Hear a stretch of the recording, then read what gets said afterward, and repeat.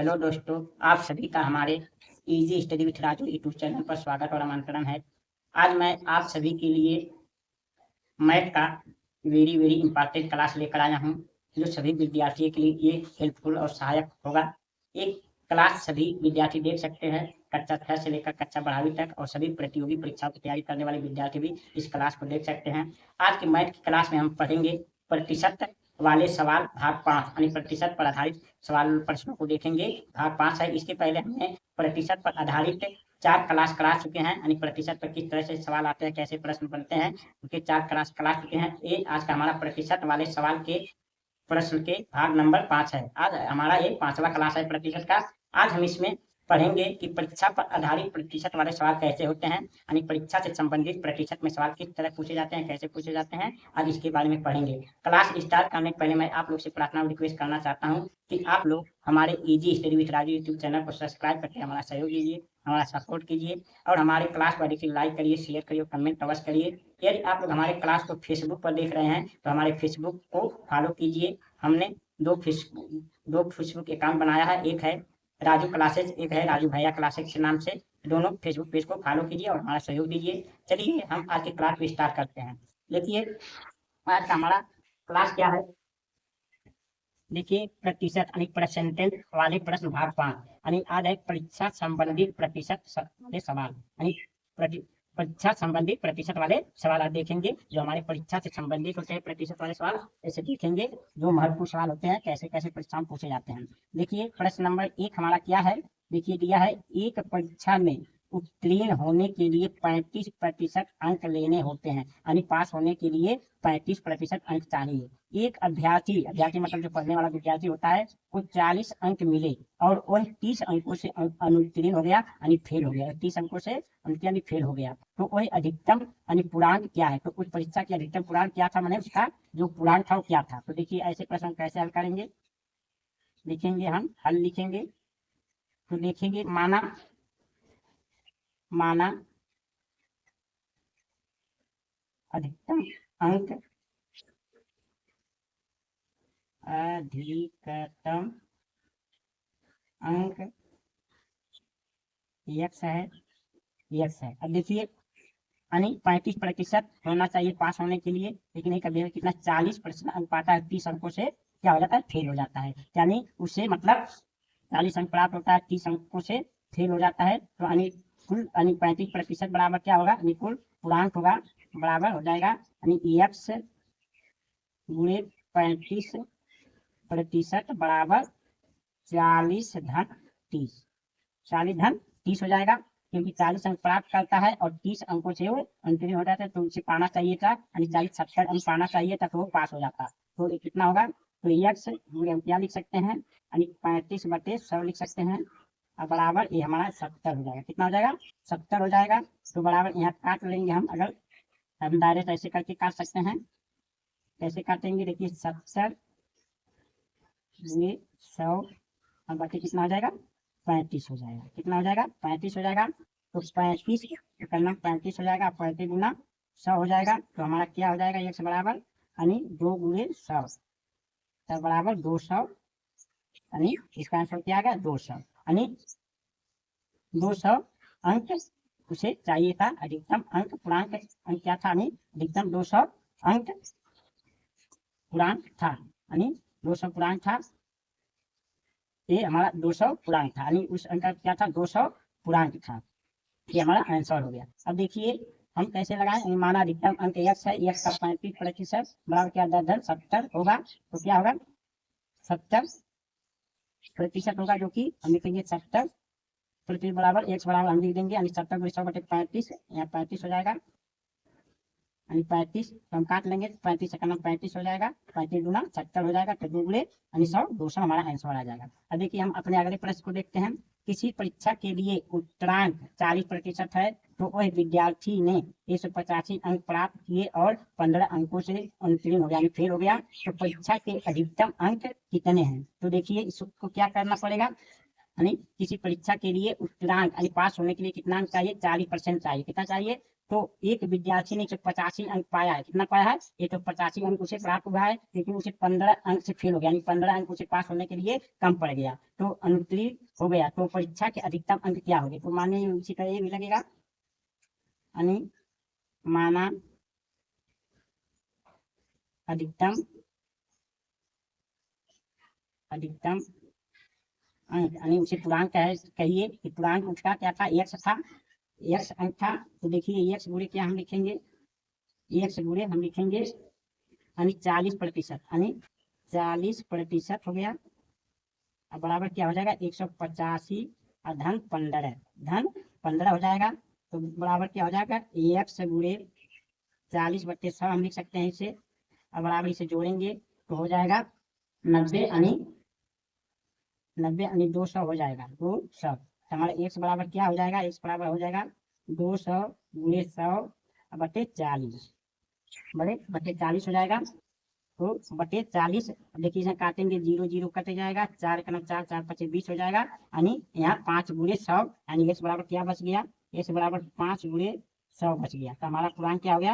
यानी 500, यानी 500 कोई पूर्णांक थे, यानी 500 हमारे क्या परीक्षा के पूर्णांक से, उसमें से इस तरह हम ऐसे परीक्षा को लगाते हैं कि परीक्षा पर आधारित परीक्षा ऐसे लगाते हैं। निमाना अधिकतम अंक क्या था? एक्स था, एक्स का 40% उसे पाया तो 185 पाया। अगर 40% पाता तो पास होता, तो 40 85 पाया, 15 कम हो गया, पास में मुझे इतना नंबर चाहिए, तो 104 इतना हो गया। तो पूर्णांक आप आसानी से ऐसे निकाल सकते हैं। तो हमारा ऐसा हो गया। अब देखिए हम अपने अगले प्रश्न को देखते हैं। हमारा अगला प्रश्न क्या है?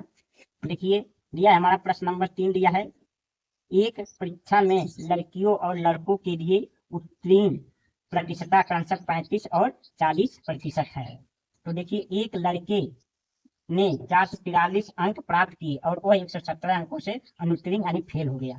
तो लड़कियों का न्यूनतम उत्तीर्ण अंक होगा, मतलब देखिए लड़की को पास होने के लिए कितना चाहिए था? 35% नंबर चाहिए। कितना चाहिए?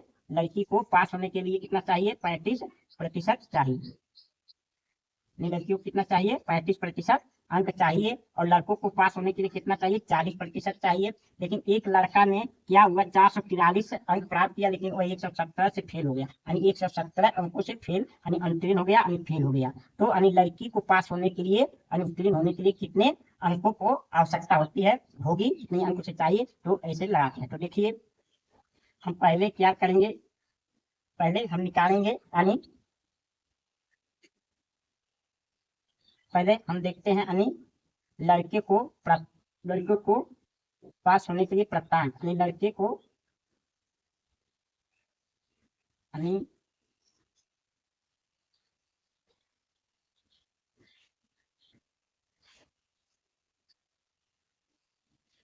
लड़के को, यानी पहले हम लिखेंगे, यानी पूर्णांक, कितना पूर्णांक है वो निकालेंगे। पूर्णांक क्या होगा? देखिए पूर्णांक, यानी माना परीक्षा का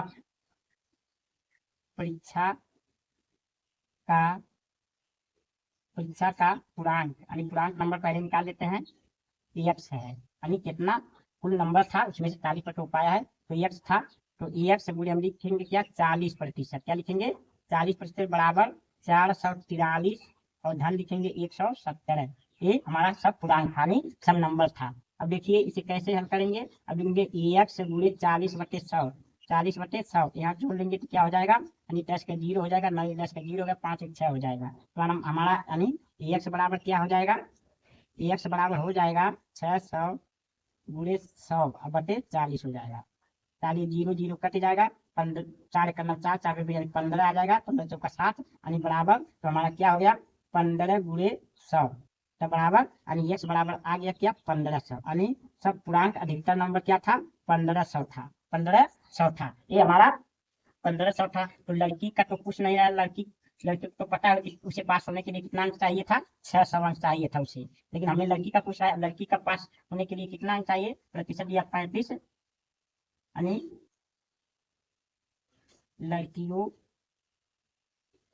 का उत्तीर्ण उत्तीर्ण यानी उत्तीर्ण होने के लिए आगे कितना होगा? तो 1500, यानी 1500 गुणे 35%, क्या हो जाएगा? 35%। तब लिखेंगे 1500 गुणे 35/100, 35/100 डबल जीरो कट जाएगा। ये हमारा बच जाएगा 15 गुणे 35, 15 गुणे 35। तो मैं पूरा कर लेंगे तो क्या होगा, 15 पचे 75, हासिल है 60, अब 15 15 15 45 और 7 50 को 52, यानी हमारा क्या हो जाएगा 52, यानी 225। हमारा आंसर क्या आ जाएगा 225। यानी लड़कियों को पास होने के लिए 225 अंक चाहिए था, 225 अंक चाहिए था। ये हमारा उत्तर हो गया। इस तरह से ऐसे प्रश्नों को लगाएंगे। पहले क्या करेंगे, यानी एक परीक्षा में लड़कियों और लड़कों के लिए उत्तीर्ण प्रतिशत क्या थी, कम से 35/40%। और एक लड़का ने 443 प्राप्त किया और 117 में फेल हो गया, तो लड़कियों के लिए पास होने के लिए कितना अंक चाहिए। तो हमें क्या, पहले हम पूर्णांक निकालेंगे, यानी परीक्षा का पूर्णांक क्या था, माना परीक्षा का पूर्णांक x था, तो हम पहले पूर्णांक निकालेंगे। तो x गुणे 40% बराबर 443 धन 117, तो 100 x गुणे 40/100 बराबर 1 से जोड़ेंगे 600, जैसे बड़ा 600 गुणे 100/40 काटेंगे तो हमारा 1500 आ जाएगा। नहीं 1500 पूर्णांक है। अब लड़की को कितना चाहिए, 35% नंबर चाहिए पास होने के लिए, तो पूर्णांक हम 35% निकालेंगे। पूर्णांक हमारा 1500, 1500 का 35%, 1500 गुणे 35/100, ये 0 0 कर जाएगा। 15 गुणे 35 गुणे करेंगे तो 525, यानी लड़कियों को पास होने के लिए 525 अंक चाहिए था। अब देखिए हमारा अगला प्रश्न क्या है, प्रश्न नंबर 4 देखिए। एक परीक्षार्थी ने 30% अंक प्राप्त करके 108 अंकों से अनुत्तीर्ण हो गया, तथा एक दूसरा परीक्षार्थी 52% अंक प्राप्त करके उत्तीर्ण होने से 24 अंक ज्यादा वो प्राप्त किया है, 24 अंक अधिक प्राप्त करता है, तो उत्तीर्ण होने के लिए कम से कम कितने प्रतिशत चाहिए। तो देखिए पहले हमें पूर्णांक ज्ञात करना होगा। अगर हम पहले पूर्णांक ज्ञात कर लेंगे तब हम देखेंगे कि मतलब पास होने के लिए कितना अंक चाहिए, तो उसका प्रतिशत निकालेंगे। तो हम लिखेंगे माना परीक्षा का पूर्णांक क्या था, पूर्णांक x था।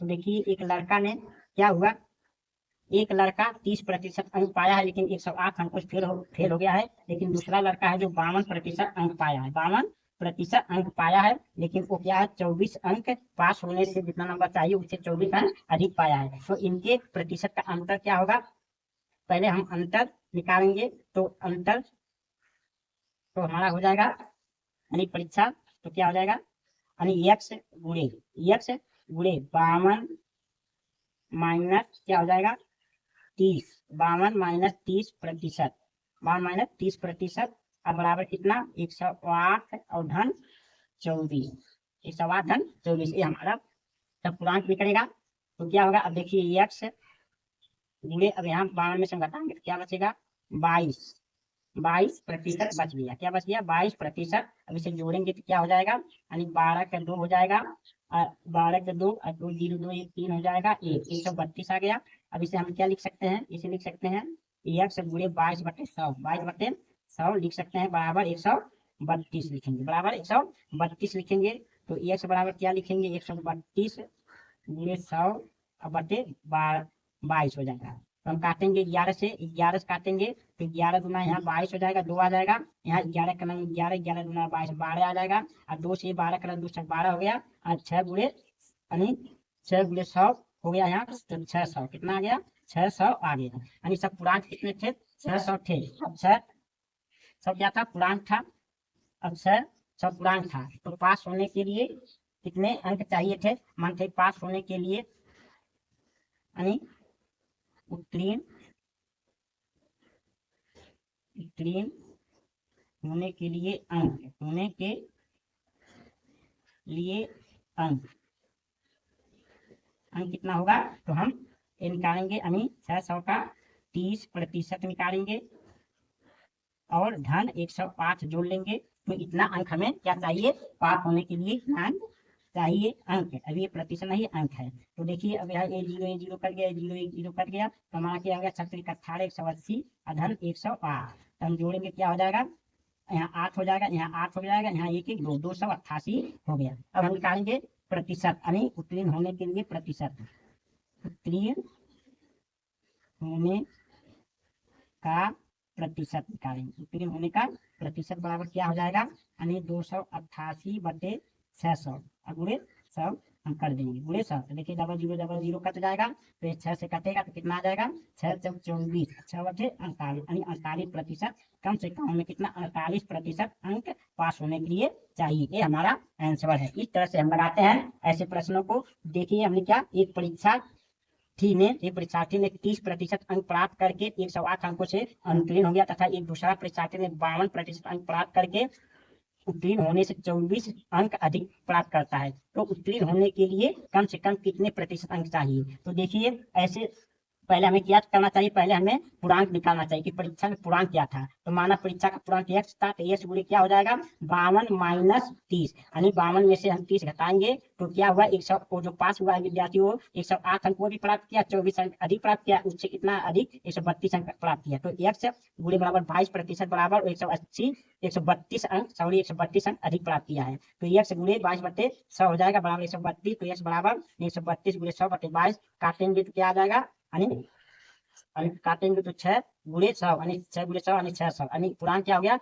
हमारा पूर्णांक 600 था। अब 600 में पास होने के लिए कितना अंक चाहिए? तो ऐसे पहले एक प्रश्न ऐसे भी पूछ सकता है कि उत्तीर्ण होने के लिए कम से कम कितने अंक चाहिए। तो पहले हम उत्तीर्ण होने के लिए अंक निकालेंगे। तो अंक उत्तीर्ण अंक क्या हो जाएगा, 600 गुणे 30 बटे क्या हो जाएगा 100 अधन 108। अगर उतना वो पहला लड़का पाता तो पास होता, तो यानी 180 आ गया काटने पे, अधन 108, यानी उसे पहले लड़के अगर 288 नंबर पाता तो वो पास हो जाता। तो इसकी प्रतिशत कितना होगा, तो उत्तीर्ण होने के लिए होने का प्रतिशत बराबर 188 बटे 600 गुणे 100। डबल जीरो कट जाएगा, 6 से हम 228 88 भाग दे देंगे, 6 से 24 बटे 48, यानी कम से कम 48% पास होने के लिए अंक चाहिए। ये हमारा इसका आंसर है। अब चलिए कुछ और विशेष प्रश्नों को देखते हैं, यानी परीक्षा पर आधारित कुछ और प्रश्नों को देखते हैं। चलिए कुछ और प्रश्नों को देखिए। हमारा अगला प्रश्न क्या है, हमारा अगला प्रश्न है, एक परीक्षा में कमल ने 70% अंक प्राप्त किए, उसे 4 विषयों में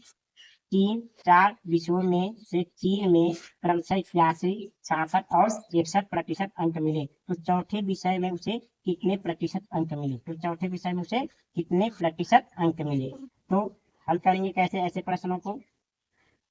देखिए किसी परीक्षार्थी को सभी में 70% अंक मिले हैं, लेकिन 4 विषय में उसे एक विषय में कितना 81% अंक प्राप्त हुआ है, दूसरे विषय में 66% और तीसरे विषय में 61%। तो चौथे विषय पूछ रहा है कितना प्रतिशत अंक मिले। तो देखिए हम देखते हैं कि चौथे प्रतिशत में कितने प्रतिशत अंक मिलते हैं। माना चौथे विषय में x प्रतिशत अंक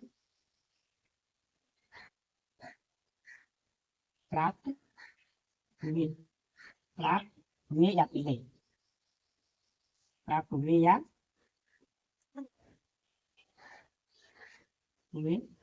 ठीक, अब देखते हैं, यानी समझिए हर विषय का पूर्णांक दिया नहीं है, तो समझिए हर विषय का पूर्णांक 100 था, यानी 100 में से समझिए 81 पाए तो क्या हो गया, 81 प्लस 100 में से यहाँ 66%, तो 66 नंबर हो गया।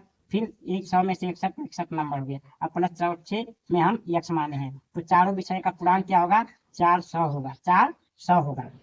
और ए का प्रतिशत कितना मिला है, गुणे 100, और बराबर 70% अंक मिला है। तो बराबर क्या मिला है, 70% अंक मिला है। तो हम कुल प्राप्तांक बटे पूर्णांक गुणे 100 बराबर 70% होता है। तो ऐसे निकल, माना चौथे विषय में 1% अंक प्राप्त हुए हैं, तो देखिए माना हर विषय का पूर्णांक कितना था, 100 में से 81 नंबर पाए, 100 में से 66, 100 में से 61 और 100 में से x, और पूरा पूर्णांक ये हो गया। अब पूरा पूर्णांक का प्राप्तांक 4 विषयों में 400 हो गया, तो कम बटे अधिक यानी गुणे 100 करेंगे तो हम 70% निकलेगा, जो कि हमारा 70% दिया है।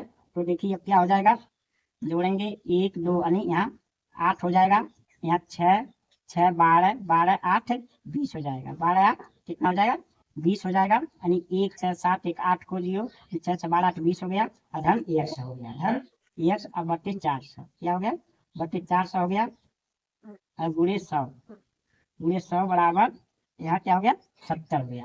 अब देखिए यहाँ हम क्या करेंगे, डबल जीरो कट जाएगा, यहाँ 4 का हम क्या करेंगे, वहाँ पूरा कर देंगे, तो 208 और धन x बराबर क्या हो जाएगा, 4 7 28, यानी 280 हो जाएगा, 280 हो जाएगा। तो देखिए 280 हो गया, तो क्या करेंगे, अब यहाँ हम करेंगे यानी x बराबर क्या हो जाएगा, x बराबर हो जाएगा यानी 280 माइनस 208, 208 हो गया। तो 280 में से 208 हटाएंगे तो कितना बचेगा, बचेगा 10 में से 8 घटाएंगे 2 बचेगा, और यहाँ बच गया 7 यानी 7 बच गया यानी 72। तो 72% ये अंक मिला। उसे कितना चौथे विषय में मिला 72%, ये हमारा आंसर हो गया। तो उसे चौथे विषय में कितना अंक प्राप्त हुआ है, 72% अंक प्राप्त, 72 अंक मिला यानी 100 से 72 समझिए 72% अंक मिला। ये हमारा आंसर हो जाएगा यानी 72%, ये हमारा आंसर हो जाएगा। अब देखिए हम दूसरे प्रश्न को देखते हैं। एक परीक्षा में 900 लड़कियां और 1100 लड़के बैठे, इनमें से 40% लड़कियां और 50% लड़के उत्तीर्ण हुए, पास हुए, तो कुल कितने प्रतिशत अनुत्तीर्ण हुए, कितने फेल हो गए, कितने प्रतिशत फेल हो गए हैं यानी अनुत्तीर्ण हो गए। तो देखिए पहले कैसे निकालते हैं, यानी देखिए पहले कुल यानी देखिए पास कितने यानी कुल अनुत्तीर्ण, कुल अनुत्तीर्ण, कुल अनुत्तीर्ण लड़कियों और लड़कों की संख्या, और लड़कों की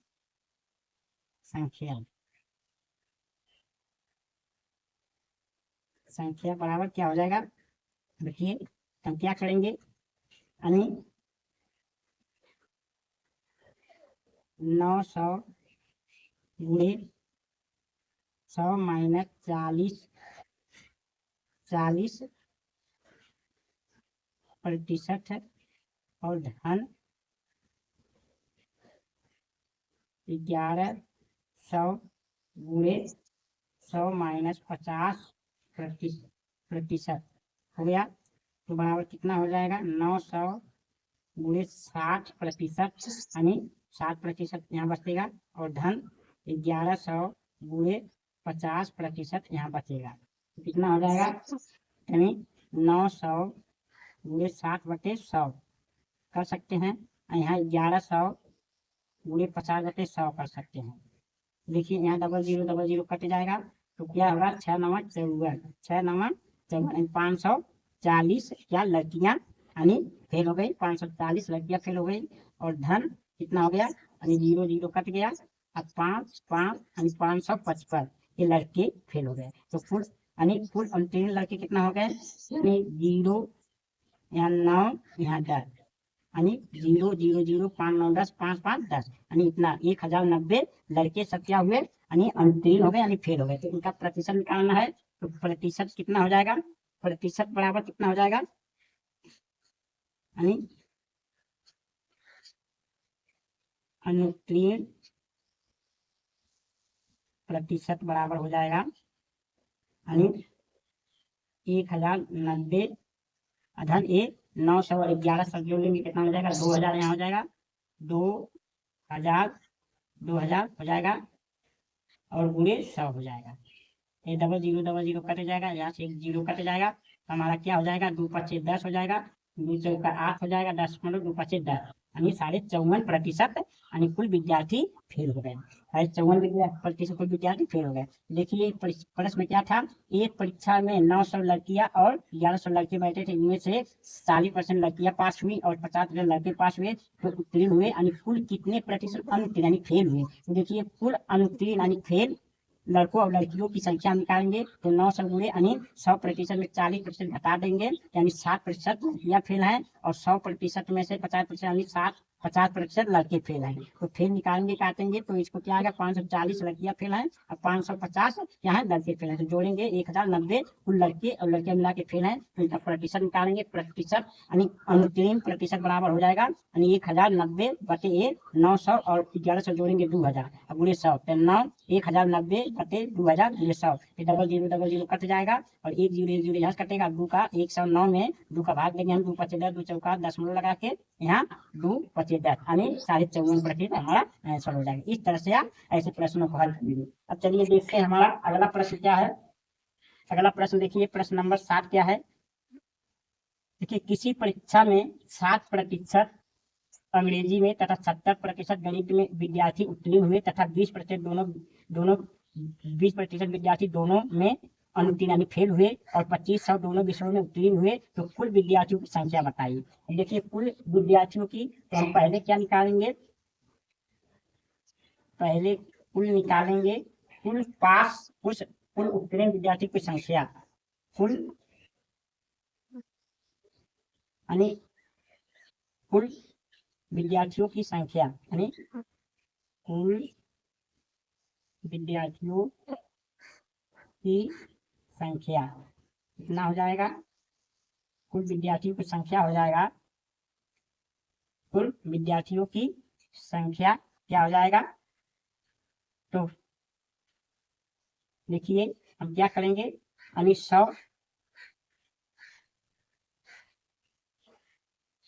तो 100 में से हम क्या करेंगे 60 घटा देंगे, तो यानी 40% कितना अंग्रेजी में,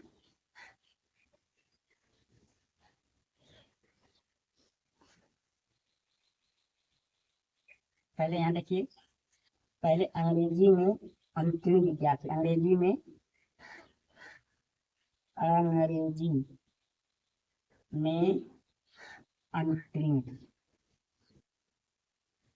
अनुत्तीर्ण क्या हो जाएगा,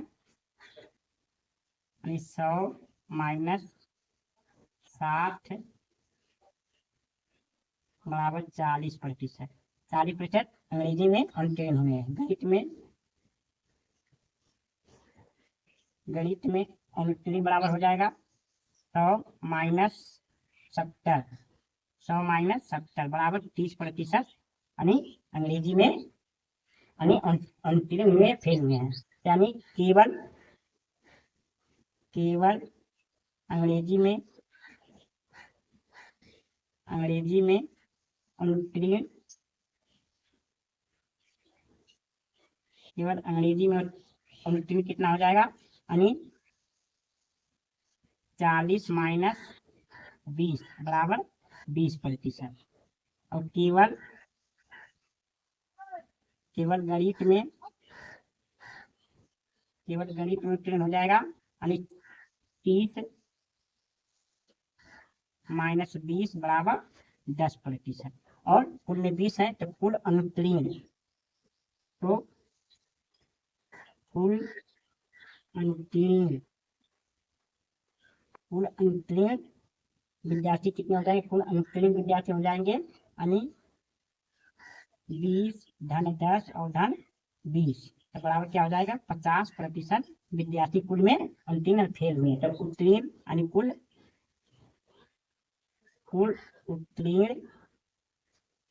उत्तीर्ण कितना हो जाएंगे, यानी 100 माइनस 50 तो बराबर 50%, यानी क्या हुए हैं, उत्तीर्ण हुए। तो कुल संख्या क्या हो जाएगी, तो कुल विद्यार्थी हो जाएंगे, यानी कुल विद्यार्थी बराबर हो जाएंगे, माना x है तो x से गुणे 50/100 बराबर 2500 तो x बराबर हो जाएगा 2500 गुणे 100/50, 0 0 कट जाएगा, 5 से 50 0 हो जाएगा, 5 का नाम 5 और 0 यानी 5000 विद्यार्थी। कुल विद्यार्थी कितने थे, 5000 विद्यार्थी थे। तो देखिए ऐसे प्रश्न कैसे लगाते हैं, किसी परीक्षा में 60% विद्यार्थी अंग्रेजी पास हुए यानी उत्तीर्ण हुए और 70% गणित में उत्तीर्ण हुए यानी पास हुए और 20% विद्यार्थी दोनों विषयों में फेल हो गए यानी उत्तीर्ण हो गए और 25 विद्यार्थी दोनों विषयों में उत्तीर्ण हुए पास हुए। तो कुल विद्यार्थी संख्या पूछा है। देखिए पहले हम अंग्रेजी में कितने विद्यार्थी फेल हुए हैं, तो यानी 60 पास हुए हैं तो 100 में से 60 घटाएंगे यानी 40% अंग्रेजी में फेल हुए हैं। अब गणित में कितने विद्यार्थी अनुत्तीर्ण फेल हुए हैं, तो देखिए गणित में 70% उत्तीर्ण हुए यानी पास हुए हैं तो 100 में से 70 घटाएंगे तो 30% यानी फेल हुए हैं, अनुत्तीर्ण हुए हैं। तो केवल अंग्रेजी में अनुत्तीर्ण कितने हुए हैं, देखिए 40 में से हम 20 घटा देंगे तो 20% केवल अंग्रेजी में पास फेल हुए हैं। और केवल गणित में कितने फेल हुए हैं, देखिए 30% गणित में फेल हुए हैं, तो 20 निकाल देंगे तो 10% केवल गणित में फेल यानी अनुत्तीर्ण हुए हैं। तो कुल अनुत्तीर्ण विद्यार्थी कितना हो जाएंगे यानी 20, 10 और 20 यानी 10 कुल में अंग्रेजी में 10 कुल गणित में और 20 दोनों में, तो कुल 50% विद्यार्थी क्या हुए हैं, फेल हो गए हैं यानी अनुत्तीर्ण हो गए। तो कुल पास विद्यार्थी की संख्या क्या होगा, कुल उत्तीर्ण विद्यार्थी यानी कुल पास विद्यार्थियों की संख्या 100 में से हम 50 घटाएंगे तो 50% विद्यार्थी क्या हुए हैं, पास हुए। क्योंकि यहाँ संख्या दिया है कुल दोनों विषयों में पास विद्यार्थी संख्या 2500 है, तो कुल विद्यार्थी कितना x मानेंगे तो x हुए 50/100 बराबर 2500, हम गुणा करेंगे तो क्या आ जाएगा 5000 विद्यार्थी हमारे क्या हुए हैं कि दोनों विषय में। अरे कुल विषय कुल विद्यार्थी क्या थे, कुल विद्यार्थी यानी कक्षा में थे 5000, कुल विद्यार्थी कितना थे 5000 थे यानी कुल विद्यार्थी की संख्या कितना था 5000। ऐसे इस प्रश्न को लगाएंगे। अब देखिए 18वां प्रश्न क्या है, एक कक्षा के 3 सेक्शन में 40, 50 और 60 छात्र हैं, इनमें से 10%, 20%, 10% उत्तीर्ण हुए हैं, तो पूरी कक्षा में कितने प्रतिशत छात्र उत्तीर्ण हुए, पास हुए हैं। तो देखिए पहले कुल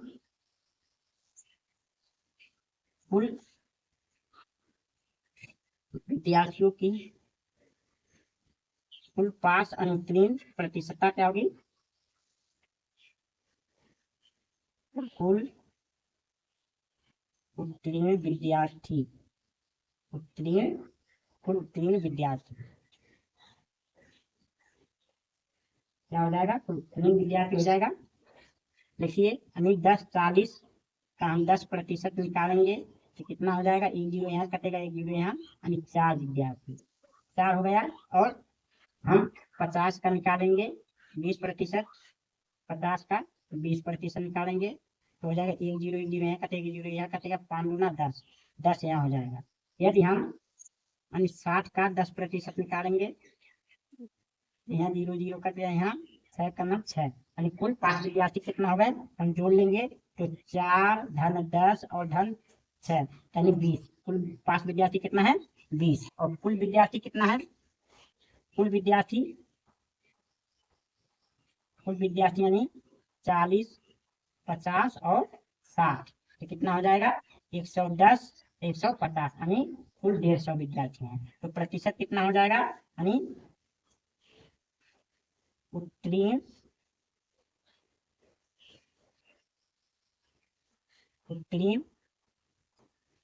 प्रतिशत बराबर हो जाएगा 20/150 गुणे 100 हो जाएगा, गुणे 100 हो जाएगा। तो ये 0 कट जाएगा, यहाँ 5 गुना 10, यहाँ 5 3 15 हो जाएगा, फिर 20 गुना 40/3 आ जाएगा। तो कितना होगा 3 का नाम 3, 3 का नाम 1 यानी 13 सही 1/3% कुल विद्यार्थी उत्तीर्ण हुए हैं यानी पास हुए हैं। तो देखिए कक्षा क्या है, एक कक्षा के 3 सेक्शन था जिसमें 40 विद्यार्थी 50 और 60 थे, तो पहले में 10% पास हुए हैं, दूसरे में 20%, तीसरे में 10% पास हुए हैं। तो कुल कितने विद्यार्थी पास हुए हैं, तो 40 का 10 निकालेंगे 4 विद्यार्थी सेक्शन यानी पहले में पास हुए हैं, 50 का 20 निकालेंगे यानी दूसरे सेक्शन में 10 विद्यार्थी पास हुए हैं, और 60 का 10 निकालेंगे तीसरे सेक्शन में 6 विद्यार्थी पास हुए हैं। तो कुल पास यानी उत्तीर्ण विद्यार्थी 4, 6 और 10 16 यानी 10 और 6 16 4 20 हो जाएंगे। और कुल विद्यार्थी कितने थे यानी 40, 50, 60 150 यानी 150 थे। तो प्रतिशत यानी उत्तीर्ण प्रतिशत कितना हो जाएगा 20/150 गुणे 100 तो यानी 40/3 यानी 3 का नाम 3, 3 का नाम 1/3 यानी 13 सही 3% विद्यार्थी क्या हुए हैं, पास हुए हैं, उत्तीर्ण हुए हैं। आशा है कि आप लोगों को ये क्लास समझ में आया होगा। ये बहुत इंपॉर्टेंट प्रतिशत पर परीक्षा पर आधारित प्रतिशत वाले सवाल होते हैं जो बहुत महत्वपूर्ण होते हैं। यदि आप लोगों को ये हमारा क्लास पसंद आया हो तो हमारे वीडियो को लाइक करिए, शेयर करिए, कमेंट कवर करिए और अपना सहयोग दीजिए। हमारे easy study with Raju YouTube channel को सब्सक्राइब करके हमारा सहयोग दीजिए। और यदि हमारे फेसबुक पर हमारे क्लास को देख रहे हैं तो आप मेरे फेसबुक को फॉलो कीजिए और अपना सहयोग दीजिए। अब आप लोगों से मिलेंगे प्रतिशत के अगले क्लास में, तब तक के लिए आप लोगों को बहुत बहुत धन्यवाद।